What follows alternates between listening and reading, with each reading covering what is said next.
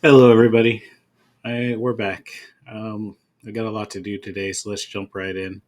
So here's the GUI, the application as we had it last time, as we finished off the last session. And you notice here that when there's nothing inside one of these fields, that it still lets you select the button to run the tool. Um, in in tkinter, there's a way to disable the button. So we're going to just disable that when this is not validated. So when it's invalid. And on top of that, we're going to add another window with the user guide and put a button on this. So let's get started. Quit out of that. So the place where we want to put this button is here when we're doing the app info and we're sending it to the user here. So we can put a line in right here that says that targets the button. The button name is run batch removal button, and we have to call this date on it, and we'll this set that to disabled.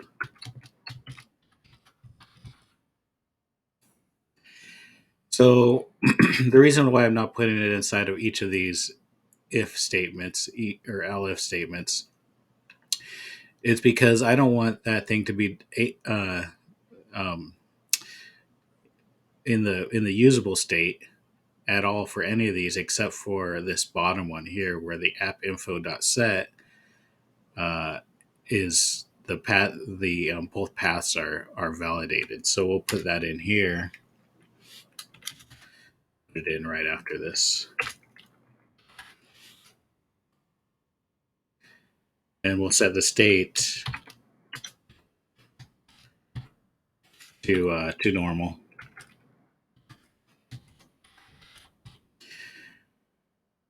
We have a little bit of an issue here because this function is we're calling it before we create this button. So let's go down here in our code. So I'm calling the function when the app starts right after I create the function variable. But what we want to do is if we look down here, we create this button down here. So let's put that in right here. And it will make it so that it works when we press the button. So when we press the button, then this is already.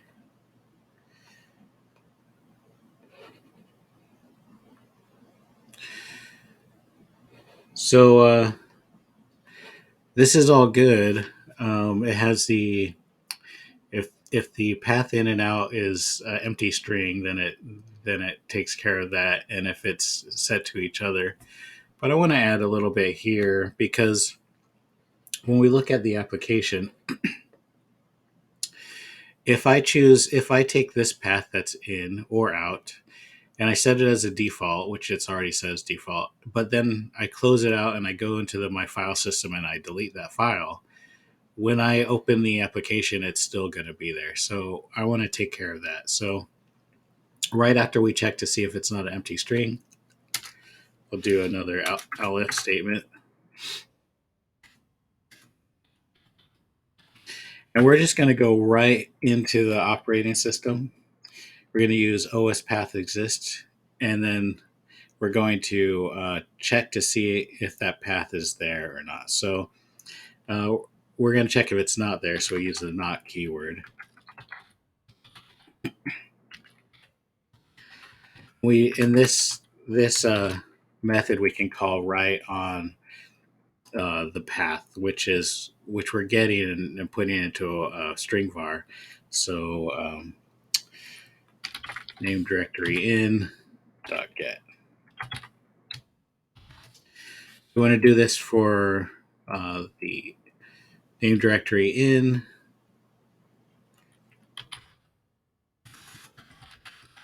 and also the check the path of the name directory out. So we're going to add 3 elif statements, one for in and out, one for just in, and one for just out.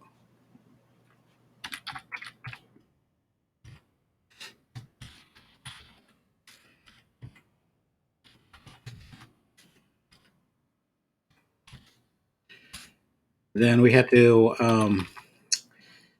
think of something to say to the user. This is a little bit. This one's not going to occur as much as the other ones because I don't expect this to happen. This is like a way to break the application where they really have to go out of their way to make it happen. But it's better to get all these edge cases taken care of. So let's just put paths have been changed or deleted. I don't want to take up a lot of room, but I do want to say all this stuff. And reselect path in and out.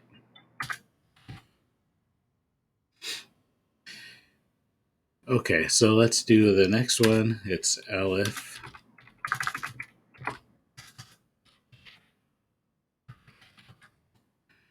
You just grab this here.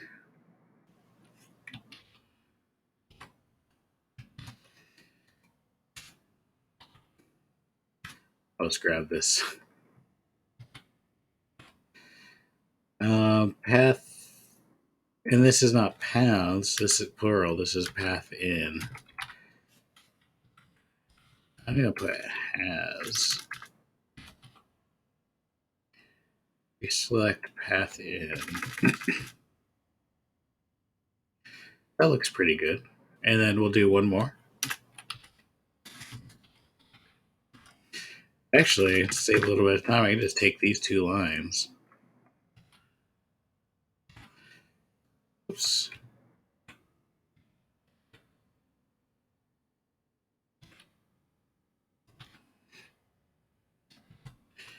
And change this to out. And change this to out here. And out. Okay, so let's see what that looks like. So if I run it now, it should give me, let me see, I got an error here. Invalid syntax on line 1. Let me just try closing this out. Okay. So now we see we have both of these paths and they're correct. These are both existing paths. But if we change this to string, okay, so our button is cleared out. So here, let's quit out of here and let's go into our file system. And I'm just going to take, let's see here.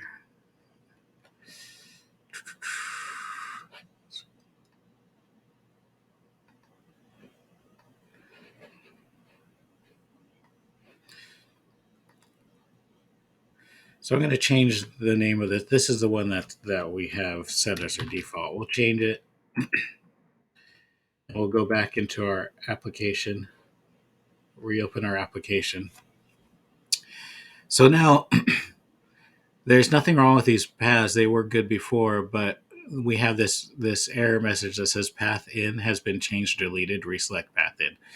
So if we look in our files, we'll notice that the path in doesn't exist anymore, but this path in with the underscore at the end does exist. And if we select that, then it will say path in and not accepted. So that's exactly what we want. And now we can press a button. So that's nice. I'm going to go ahead and change that back. There we go. Okay, so that's working. So my hope here, my goal in this video is to make it so that the user can't break the application. So we're going to look at some edge cases. One of the best ways to do that, though, is to and I don't want the user to get confused because now we just made a thing where they can't press on the button, and that might frustrate them because they might not know why. So the best thing to do is to add a user guide to the application. So let's go ahead and build that.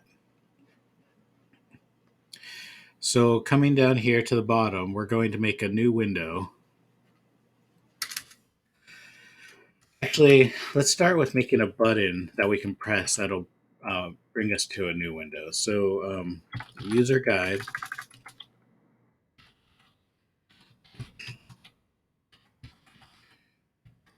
is equal to ttk.button. It's going to be on the root, and the text is user guide. And the command is equal. We're going to make a function that says initially this guide is this window is going to be uh, uh, transparent or not visible or disabled, and so we're going to toggle it on. So we're going to hit toggle visibility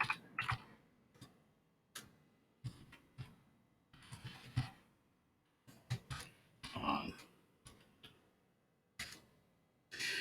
And we want to create this button and then put it up on the screen because we're going to be configuring this button later, so we need it to be an object. So user guide button.grid. Let's just get it on the screen for now. Add Y.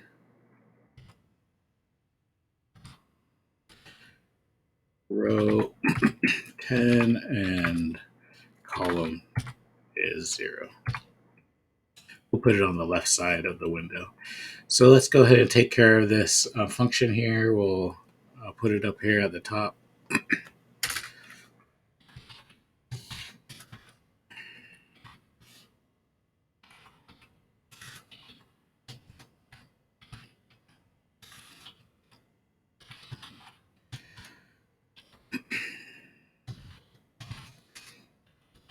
I'm going to pass for now, just so we can see the button. So if I hit play, we have a user guide button. It doesn't do anything. So our application is still here, and we have the button to open a window. So let's quit out of here. So let's go down here to the bottom. And so now we need to create a window. We're going to come back to that button later and use it later. But for now, we need to create another window. So in TK Enter, we use something called a top level to create a window. The top level window is the same as a root, but it gets put as a second window above the root. So we're going to call it top. I haven't used this a lot, so so what I like to do when I'm using something that I've never used before is use documented file names. So top is kind of like what a lot of people use for their top level variable name. So I'm using top. So top, and we're gonna make a minimum size so that the user can make it larger but not smaller. I wanted to get. We're going to be using a text widget, and the text just doesn't look good. We're going to control how big this is, this how small it can get. We're going to give it a title. Basically, we're going to go run through this almost just like we're building a new application, but it's just for putting the text on the screen. And this is going to be a user guide. And then we're going to use with open to open it, but we do need the user guide. So let's make a new text document, and we're going to call it user guide.txt. And let's put something in here. This is the user guide information. I've written up some user guide information. However, I do need to write more, and it's going to be quite long. So let me just put a lot of lines in here to like make it look like it's a long user guide. I will come back to that and put some better useful information in it here in a little bit.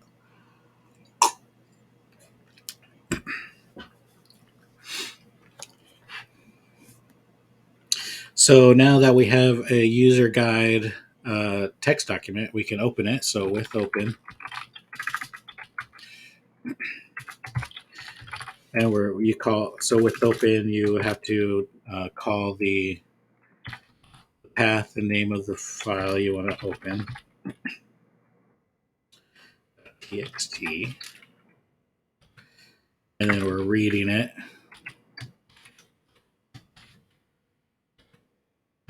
as file.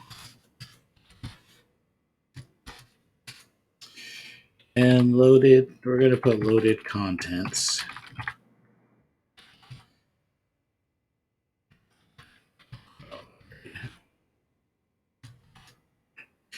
Okay, so now loaded contents. If we printed loaded contents, it'll have, let's print that.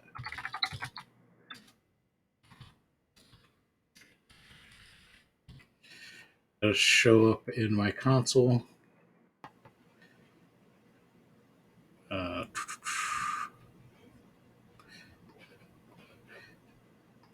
It is not showing up in my console.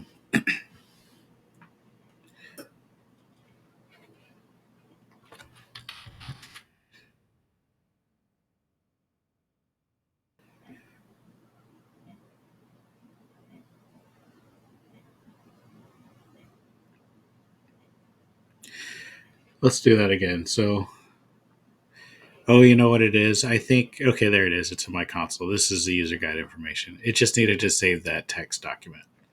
But now we can see that we do have another window. Here it is. Fun to play with.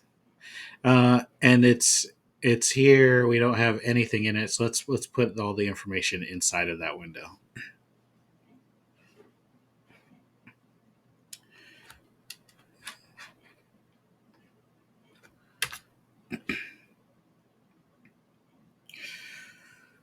So getting the information in there with a scroll bar, we got to go through some extra TK enter objects to get that in there. So I'm just going to get this going. So we're going to put that loaded contents into a string variable. So user guide text TK string var, and this is going to be on the top, and it's going to be loaded. Loaded contents is what we're putting in, back in there.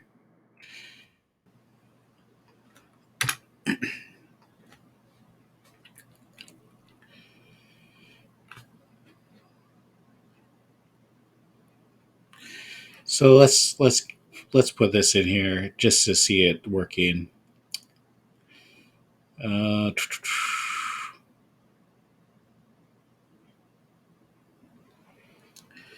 We'll do a text box.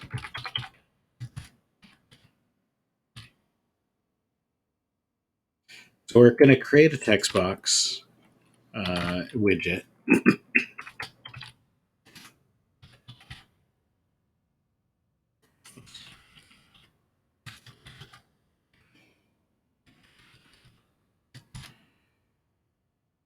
Put it on the top.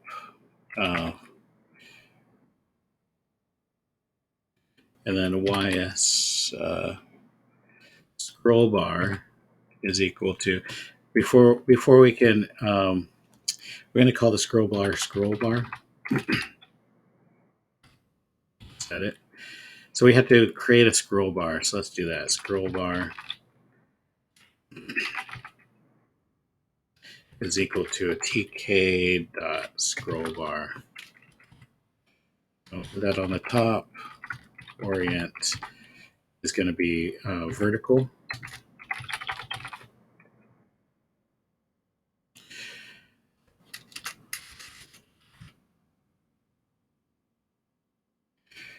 So now that we have a text box, we can insert the contents into that text box. So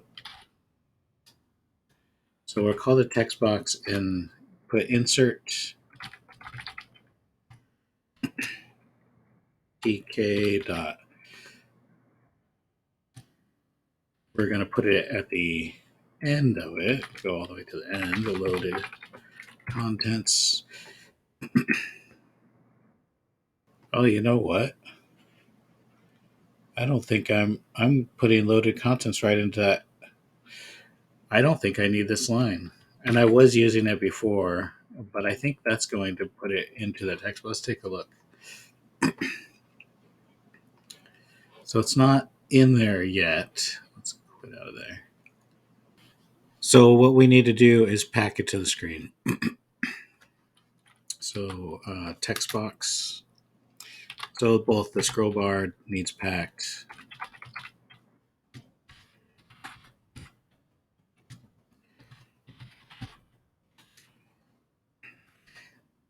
There's a little bit of arguments that we need to specify to get this in the right position.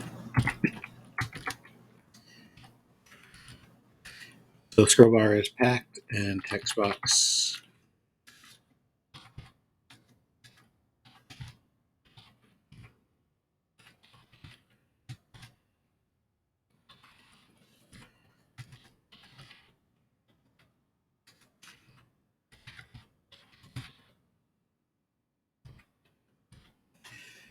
So that should put it on the screen. Okay, so now we have a user guide and it's inside of this window here. And so now what we need to do is make it invisible when we start the app. And then when we press this button, make it visible. So let's do that. So right after we're going to get rid of this line. I realized that I had used that line while I was writing the code, but since I'm putting this loaded contents as just a string into my text box, then I don't need to put it as a string var from a TK enter string var variable or object. So right here, I'm going to put a line that hides the window. So the window's name is top.withdraw.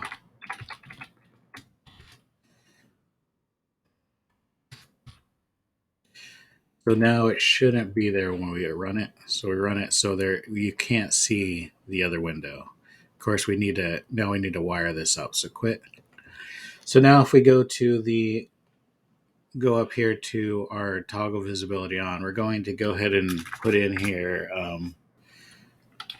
top.deiconify. And so that should make it toggle on. Let's take a look here. Okay. But now we can, every time we press this, it's going to make it turn on. So we need to reconfigure that button so that when it's on, that we can turn it off. So quit.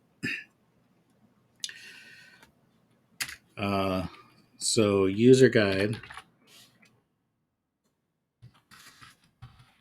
button, what is it called? User guide. Let's fix this real quick. Refactor that user guide button.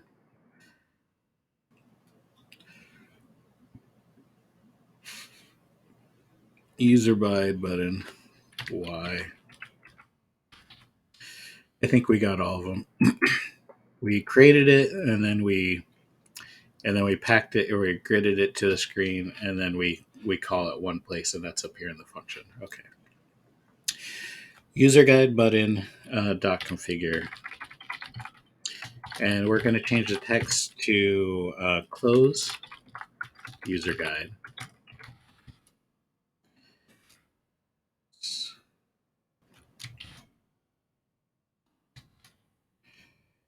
And we're going to make a new function.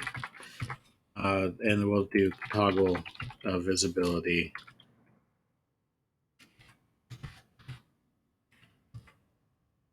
Instead of on, it's going to be off. So let's make that other function. We're just going to grab this and put it up at the top here. And this one will be off. And this will be user guide configure. And this one, instead of saying close user guide, we're just going to have it say user guide. And we're going to have it point when we configure, it's going to configure to this one. So it's going to be on. And instead of de-iconify, de-iconify. It's going to be withdraw. Nice. Okay. So that should give us what we're looking for. Let's take a look. So if I hit the button, it brings up the user guide, and if I hit the button, it makes it disappear. But there's a problem. If so, this is working nice.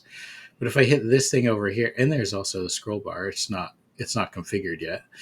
But if I hit this, then now I go over here, it throws an error, and that's because we need to wire that X button up to this function, so that basically we're going to rewire that X button, and we have to do that.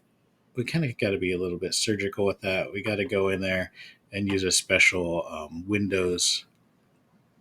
the Windows command. So right here, before we make it invisible, we're going to configure that button, that little X button on the window. So it's called the top.protocol is what we're going to be grabbing, or what we're going to be configuring. And the little button is called the WM delete window. And what are we going to do? We're going to make a point to our function. That is what we wanted to do. Toggle visibility off. Nice. Okay. So let's try that again. We open the application. There is no user guide. When we hit user guide, it shows us the user guide. We can close it, open it, close it, open it, and when we hit this over here, it just toggles it like we hit this button. So this is now, it's like we have the button over here, and that's nice. And the nice thing too is, since we're pointing it at that function, is when you close it, it changes that, it configures the name of the button back to just user guide. So right now, I want to put this button inside of the user guide window. So let's do that. And we need to wire up that scroll bar so it's working. So we'll come down here and make a button, user guide. And this is the close button. Because one is a toggle button, one is a close button. Probably better naming. I probably could have done better naming, but. And this is not going to be on the root. The other button was on the root. This is going to be on the top window. So text. We're going to make it basically do the exact same thing as the button that we put on the root.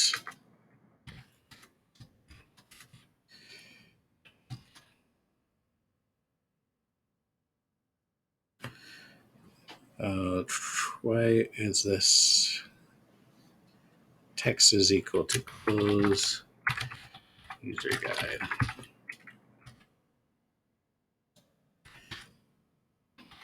Command.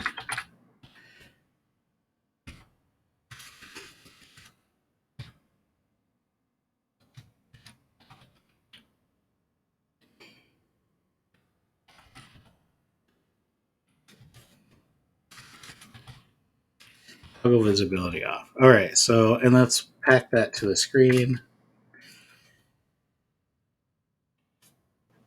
Oh, that's why I put TKK and not TTK.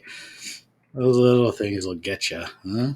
User guide, close button, dot pack.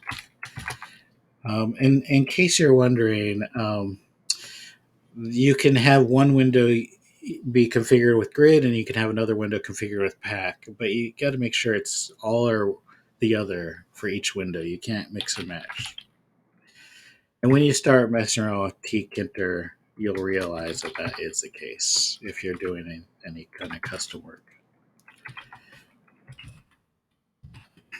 I add a little bit of styling just to make it be in kind of a good place. So let's take a look at that. So I run it. Command is supposed to be lowercase. I run it. So I open up the user guide. Okay, so here we are. The scroll bar still doesn't work, but we have the close. There's another button, so we can close it. And when we click that button, this one goes back to just saying user guide. So that's nice. We can do it both ways. So we're going to quit out of here. And let's get that scroll bar configured. So we just need a line of code right here.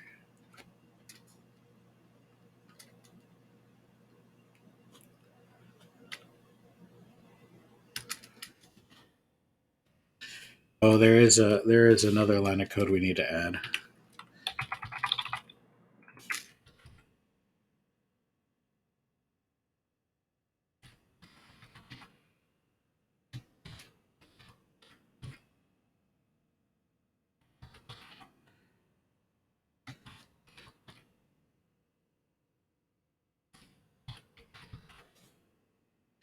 So this is a configuration setting that takes the text box Y view and it pushes that onto the scroll bar. So let's take a look to see if that's working. So I open a scroll bar and now it's working. So the last thing that we need to do is, if now that we have the user guide up, this text widget is actually a text. You can use it as a text, as a word processor. You can go in there and you can write other stuff, but we don't want that. So so let's close this. And there's a way to disable that, but we have to be careful about where we put it, because when we make our text box, so we create the text box, and then we load all of our contents into the text box. We have to call that disable after we load it, or else the stuff won't get loaded. So text box dot config,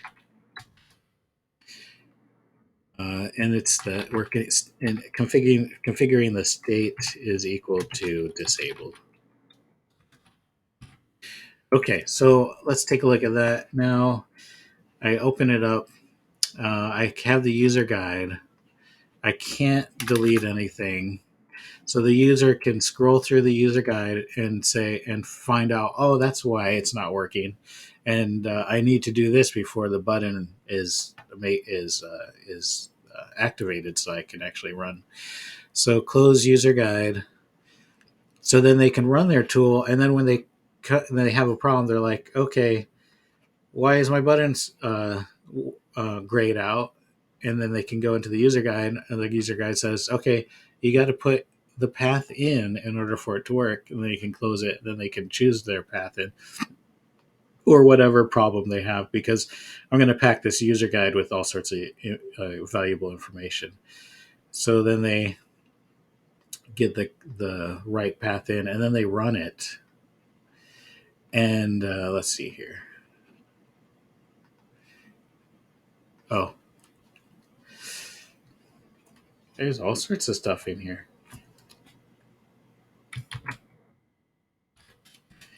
Let's run our tool. So what I did is I added a couple more file types, because this supports TIFFs and GIFs, but it does not support JPEG, because JPEG does not have a transparent JPEG file type. So you notice here now the JPEG. So since I added a JPEG, now there's more items that are not. Oh, it takes a little bit longer to do the TIFF. So there's 7 files that are not images. There's 17 images, because there's 15 PNGs, and then there's a GIF and a TIFF. And these are bad examples. These weren't going to have the backgrounds removed, but it did remove the background. So that's all I have for today. I hope you enjoyed the video. Have a great day, and I'll see you next time.